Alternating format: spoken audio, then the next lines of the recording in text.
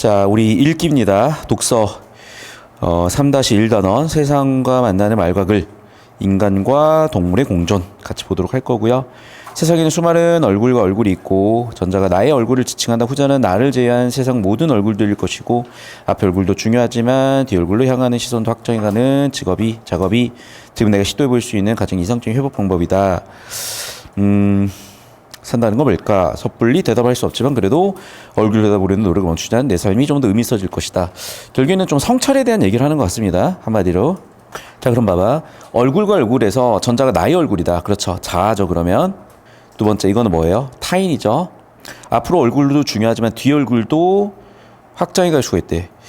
앞의 얼굴, 그렇죠. 전자니까 자도 중요하지만 뭐도 중요하다? 뒤 얼굴. 타인도 중요하다는 얘기죠. 그래서 자아의 중요성만큼 타인도 중요하다. 시를 확장해보자. 잘 살다는 건 뭘까? 섣불리 대답할 수 없지만 그래도 얼굴로 들여다보려는 노력을 멈추지 않는 한 내 삶이 조금 더 의미가 있을 거다. 즉, 자아에 대한 인식이나 타인에 대한 인식, 이런 게 둘 다 중요하다고 보였습니다. 지금. 자, 계속해서 넘어가서요. 자, 일단 첫 번째, 인간과 동물의 공존에 있어서는 논증의 타당성. 자, 논증이 뭐라 그랬죠? 주장 플러스 근거가 논증이라고 했었죠. 자, 논증의 타당성을 평가하겠다. 주장과 논증의 관계를 평가하겠다는 거예요. 그걸 바탕으로 논증을 재구성해보자. 자, 그러면 이제 타당하다는 게 뭔지도 봐야 되겠고, 논증의 영향도 좀 봐야 되겠어요. 자, 넘어가서 이제 본문으로 들어가면 이런 게 좀 보일 것 같습니다. 자, 일단은 재직기를 보니까 논증하는 글, 논설문이고요. 동물과 진정한 공존을 하기에 필요한 인간의 태도가 글의 주제다. 자, 어떤 상황에 대한 분석, 논증, 비판, 성찰 같은 게 들어가 있다 보고, 첫 번째 보이는 거는 사례고요. 예상되는 반론과 재반박 구조 매우 중요하다고 평소에 제가 많이 얘기 드렸죠. 예시를 근거로 한 주장 강화라든지, 또 비판과 권위 있는 사람들의 인용을 바탕으로 해서 자신의 주장의 타당성을 높이는 그런 내용까지 들어와 있습니다. 자, 필기해 보시고 97페이지 인간과 동물의 공존이요. 자, 일단 논증이요. 주장이 정당을 입증하기 위해 이유와 근거를 제시했다. 자, 그래서 논증이 뭐다? 주장이 정당함. 그래서 이유와 근거를 주장 플러스 쓰는 거다. 결국 정리하면 이겁니다. 논증은 뭐다? 주장 플러스 근거다. 주장과 이를 뒷받침하는 이유와 근거와의 관계. 다시 한번 얘기하자면 뭐라고요? 주장과 이유, 근거다. 필기 다 되셨나요, 여러분? 네, 좋습니다. 자, 하나씩 읽어볼게요. 자, 인간은 동물의 동반자가 될 수 있을까? 자, 1단락입니다. 우리가 항상 배운 대로 1단락의 주제 도입 단락일 텐데 어떤 내용을 도입하는지 보시면 되겠습니다. 자, 반려동물 양육인구 1500만 시대에 600만 가구가 반려동물을 키우고 관련 산업의 규모가 3조 원에 육박하는 것이다. 이거는 수치가 나왔죠. 통계라고 볼 수도 있을 것 같아요. 자, 그렇게 수치화 통계로 도입부를 가져왔고, 계속해서 오랫동안 저성장의 굴레를 벗어나지 못하는 전통적 산업과 달리가 나왔으니까 대조가 나왔습니다. 자, 그러면 오랫동안 저성장의 굴레를 벗어나지 못하는 전통적 산업이다. 자, 내조하고 싶은 대상은 전통적 산업이죠. 두 번째, 반려동물 산업이 있죠. 자, 그럼 봐봐. 전통적 산업의 특징은 저성장. 반면에 반려동물 산업은 가파른 성장세죠. 자, 현재 반려동물로 길러지는 개와 고양이의 숫자는 900만 마리인데, 하지만 이러한 인기에도 불구하고 반려동물에 대한 우리의 인식 수준은 반려동물 산업, 즉 동물을 물건 내지 상품으로 간주하는 차원을 벗어나지 못하고 있고, 그래서일까? 자, 하나씩 차근차근 볼게요. 자, 우리는 우리의 인식 수준이라 그랬으니까 이걸 통념이라고 쓸 수가 있을 것 같아요. 자, 평균 330마리의 반려동물이 매일 버려진다고 하니 이것도 통계죠. 자, 그래서일까? 물어봤잖아. 글쎄요, 이거는 그냥 자문자답인가? 그래서일까? 뭐랄까? 의문은 당연히 아니고요. 그러면 자문자답이면 답이 있어야 될까? 그럼 답이 있어야 되는데, 그래서일까? 답이 또 애매하죠? 그럼 뭘까? 서리법일까? 그러니까 서리법은 뭐야? 표면은 평서문인데, 의도적으로 의문 형태로 바꾼 것 뿐이거든? 아, 서리법이 좀 가까워 보이긴 하죠. 그래서이다. 평균 340마리의 반려동물 버려진다고 한다. 그렇죠. 그래서 평균 330마리의 반려동물이 매일 버려진다. 즉 무슨 얘기야? 우리의 인식이 약하기 때문에 원인이죠. 그래서 결과가 여기죠. 그럼 봐봐. 원인과 결과를 보잖아.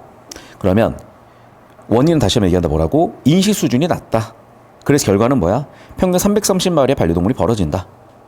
맞니? 그래. 그럼 결국 무슨 얘기야? 그래서죠. 그러니까 그래서일까 물어볼 필요 없어. 원래는 그래서야. 그러니까 평서문이야. 그런데 의도적으로 음문을 바꿨지. 다시 한번 얘기한다. 그래서 일가는 여기서 뭐였다? 서리법이었다. 왜? 그래서라는 인과 구조를 보여주고 있는 정보가 들어있으니. 자, 그리고 그 결과에 대한 이유가 나와 있죠. 사람들의 뭐다? 생각 때문일 것이다. 자, 그럼 여러분 이제 여기까지 나와 있는 정보를 한번 정리해 볼 필요가 있을 것 같아요, 우리는. 자, 그래서 구조들을 한번 지금 여러분이 그려볼까요? 자, 이쪽에다 제가 정리를 좀 해드렸는데 이렇게 일단락 내용을 정리를 해보면 전통적 산업과 반려동물 산업의 비교 대조를 할 수가 있을 거고 한계와 결과까지 확인하실 수가 있을 거예요.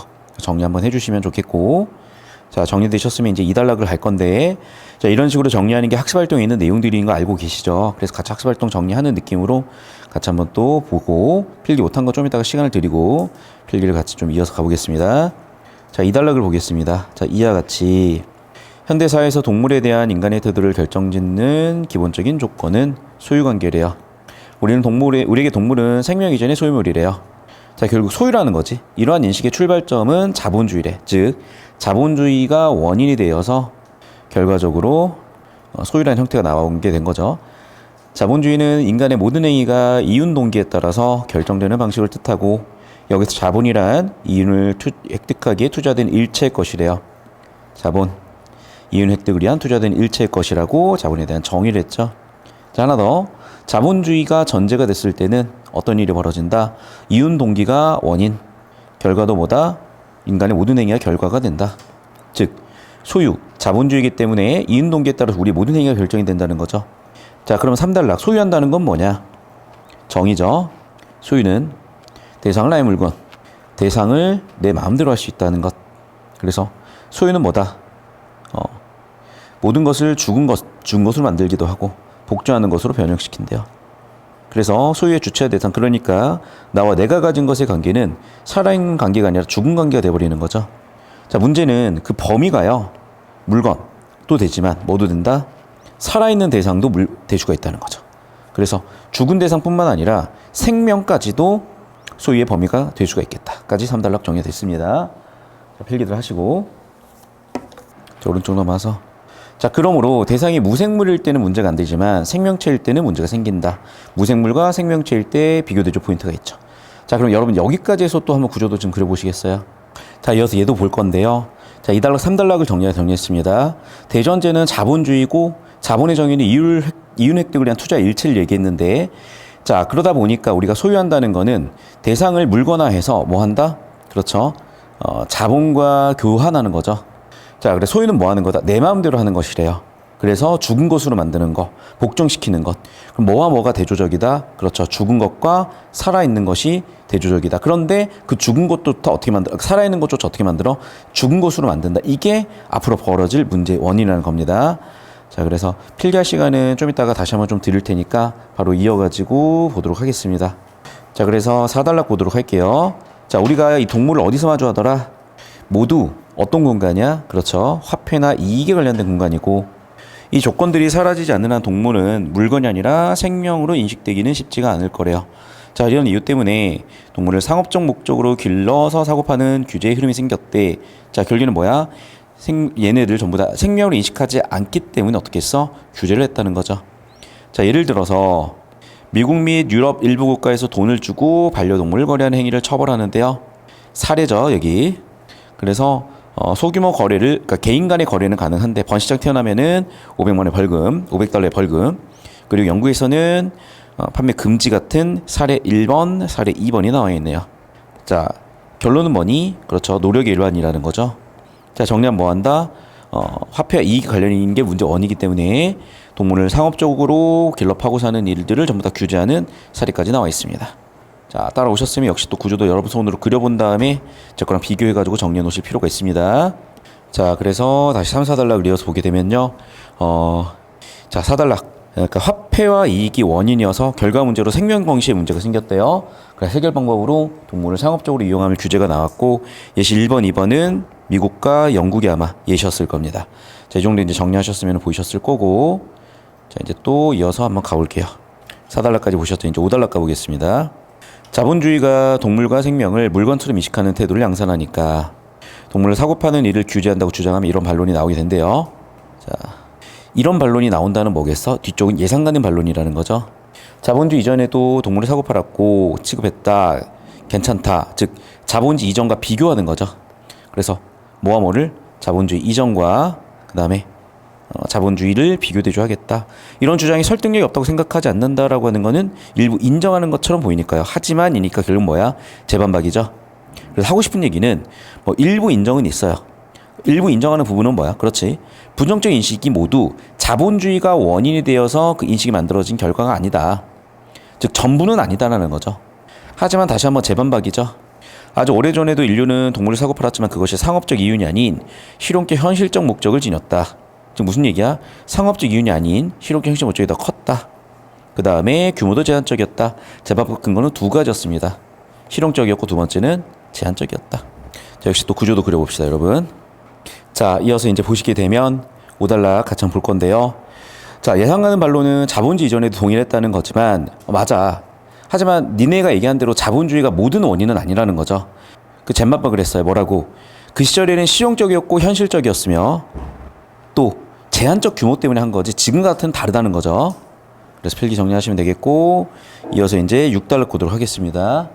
동물에 대한 현대인의 태도를 결정짓는 가장 중요한 조건들이 있는데 네 가지가 보이네요. 공장식 축산, 도축의 산업화, 육류 산업.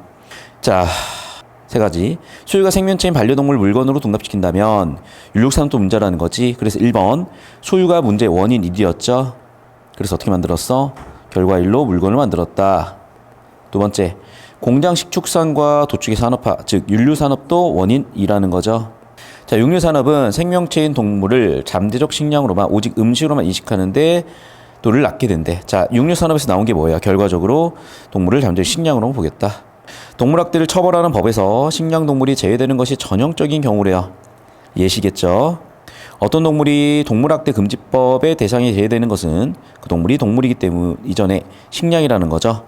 자, 결국 다시 정리하면 원인은 뭐야? 육류산업이 문제다. 육류산업은 뭘 만들었다? 동물을 잠재적 식량으로 만들었다. 자, 그래서 구체적으로 뭐다? 네, 식량동물을 제외하는 그것도 문제라는 거죠.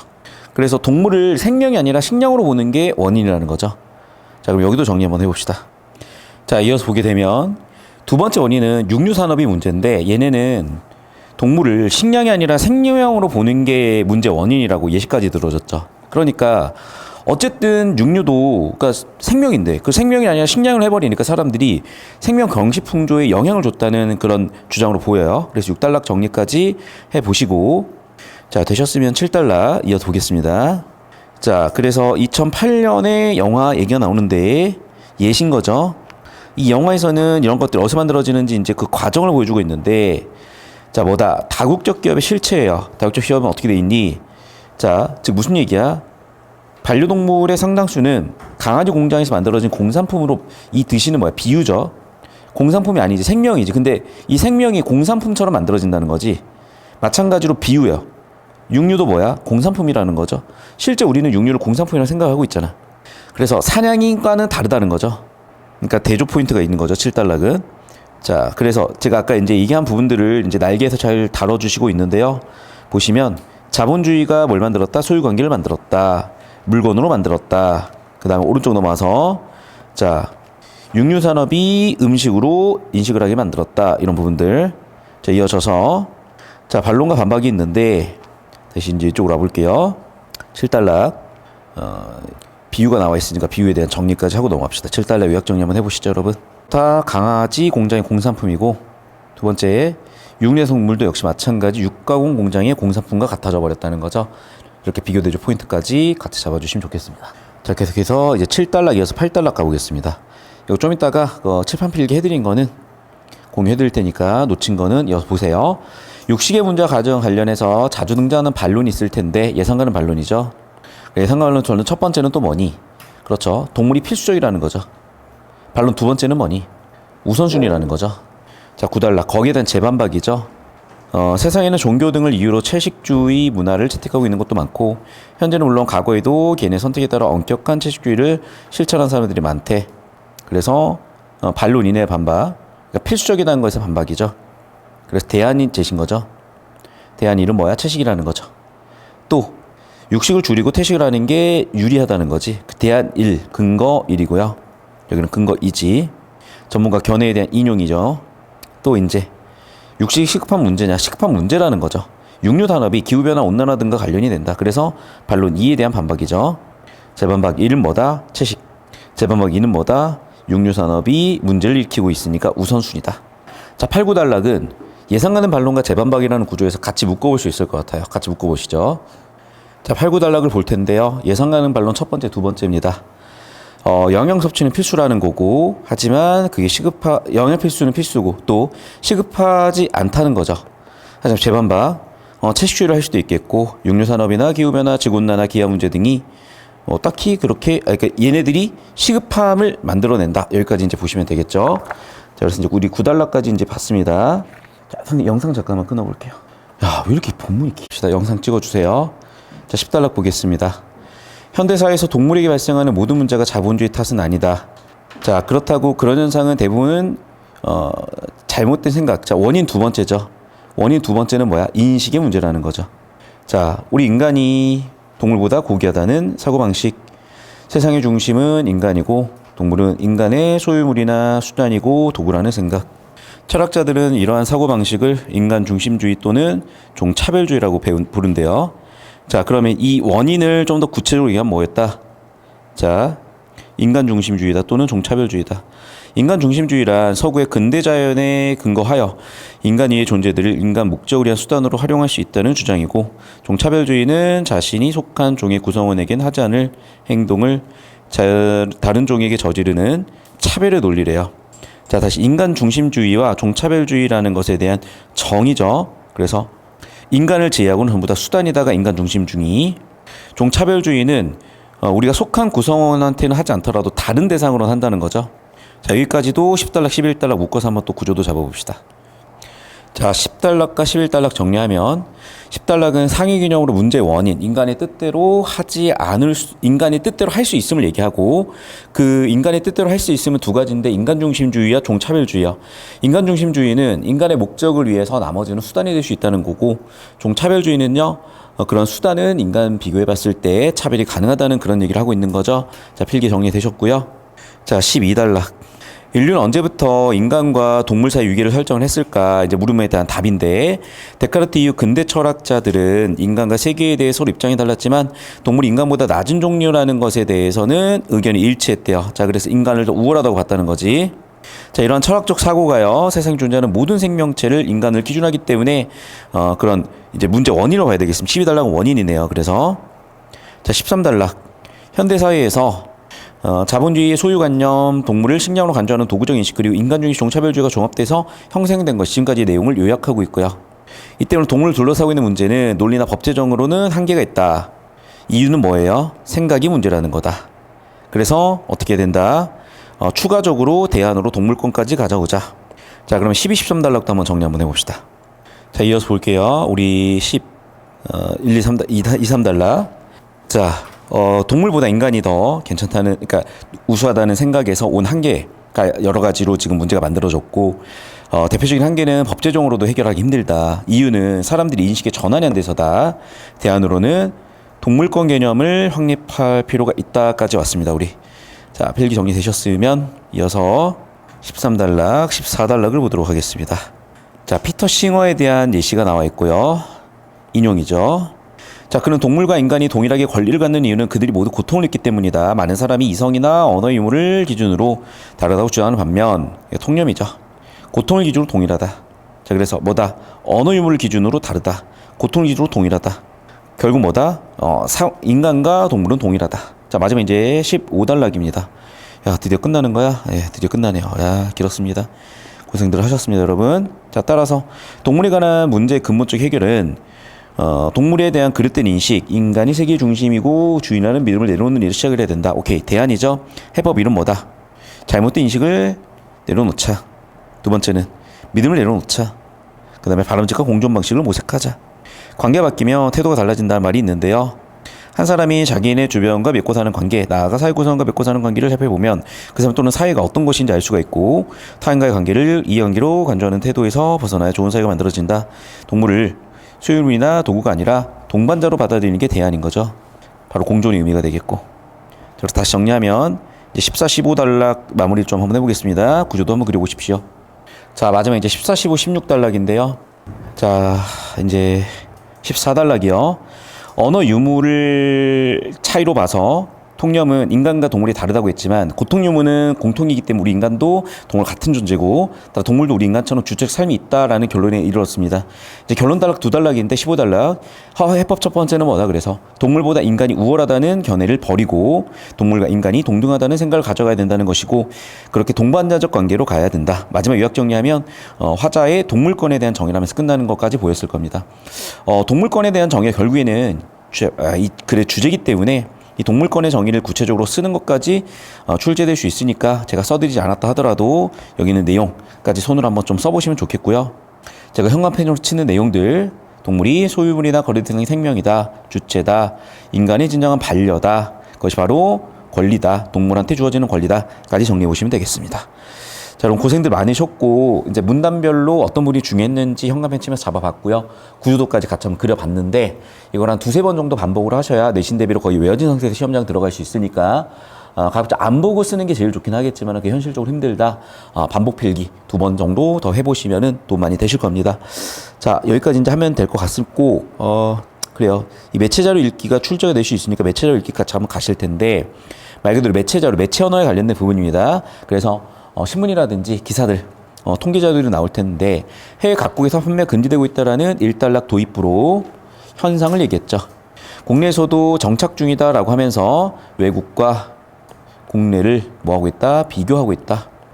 하지만 여전히 길거리는 펫숍이 성형준화의 한계를 얘기했고 펫숍의 이면에는 참혹 환경에서 강아지를 임신과 출산을 반복하거나 불법 유통되는 현실이 존재한다는 문제점도 얘기하고 있죠. 자, 2단락. 2022년 9월 국정감사에서 국회 농림축산식품해양수산위원회 소속 국회의원이 주장을 했는데요. 이 주장의 근거는 어떻게 됩니까? 농림축산식품부의 자료들이죠.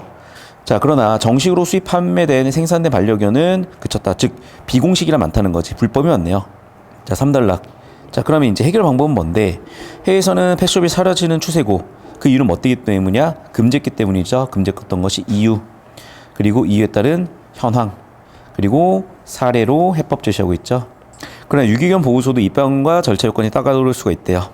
자, 그러면서 역시 그 대안되는 제도들을 제시하면서 마무리가 되고 있네요. 이 정도 정리해 보시면 될 것 같고, 자, 이제 이거 가지고 내용 확인하는 문제가 이제 나올 텐데 연습해 보시려면 역시 구조도 한번 그려보시면 좋을 것 같고, 마지막에 이제 예능도 한번 볼게요. 자, 현황을 제시하면서 이것을 쓴 사람의 이제 주제죠. 그래서 뭐다? 주제는 동물 구조와 보호. 사지 말고 입양하세요. 자, 동물을 사지 말아야 되는 이유가 있고 입양하는 것만으로 해결이 될 것인가? 자, 그래서 당신은 그런 얘기를 해도 된다라고 하면 서로 이제 얘기를 주고받다가 자, 협에서 차려온 아이들이 온전히 살아가면 잘못된 사람 것처럼 보이는 것 같은데 어쨌든 그냥 잘 지내고 있다라고 하면서 말씀이 없다. 그러면서 또 구조라고 느끼는 거고 그렇구나. 결국 무슨 얘기니? 숍에서 물건을 사는 것도 그러니까 봐봐. 지금 우리가 반려견을 이렇게 공장에서 만들어진 반려견이 있죠. 이제 유기된 반려견이 있죠. 그런데 둘 다 지금 어떤 처지라고 보겠다는 거야? 둘 다 위기에 처한 처지라고 보겠다는 거예요. 위기에 처한 애들을 내가 데려왔다는 것 자체가 구조라고 보겠다는 거죠. 공장에서의 구조, 위기 상황, 유기 상황에서의 구조. 그래서 내가 물건 사듯이 산 게 아니라 구조라는 마음을 가지고 사왔다. 그런 얘기를 하면서 이제 마무리되는 내용까지 보겠습니다. 그래서 이제 결국에는 이제 문제의식은 이거지. 나는 물론 동물을 사고 팔아야 되지 않아야 되는 이유 알겠는데 해결 방법이 그게 충분할 것이냐. 그리고 공장에 있는 반려견 그래서 펫숍에서 사는 반려견도 결국에는 구조라고 볼 수 있지 않겠느냐라고 하는 얘기까지도 이제 매체 언어로 나왔는데 이제 막 문제를 풀다 보시면은 어떤 형태로 문제가 출제가 되고 풀 수 있는지가 보이실 거니까 확인해 보시고 이렇게 학습 활동에서 빈칸들 채우는 것들은 좀 외워놓으실 필요가 있으니까 손으로 익혀두시면 좋겠고요. 그 다음에 여기 나와 있는 그 이유와 근거. 그래서 이유와 근거 들어가지고 주장 쓰는 이 논증 구조도 잘 봐주시면 좋겠고 예산 반응 반론과 재반박 구조도 손에 익혀두시면 좋겠어요. 자, 그 다음에 논증의 타당성에 대해서 제시하고 이 글에서 보완하고 싶은 부분까지도 제시해주면 좋겠습니다. 자, 고생들 하셨고요, 여러분. 이제 오른쪽 넘어와가지고 네, 소단은 마무리까지 한번 읽어보시면 충분할 내용이 될 것 같아요. 자, 고생들 많으셨고 여기까지 정리하겠습니다. 아, 잠깐만요. 자, 이거 하나만 좀 잡자. 죄송해요. 여기서 중요한 건 뭐냐면 논증 요소, 즉 논증 구조인데 논증이 뭐라고? 주장과 근거가 제시되는 거다. 다시 주장과 근거가 제시되는 거다.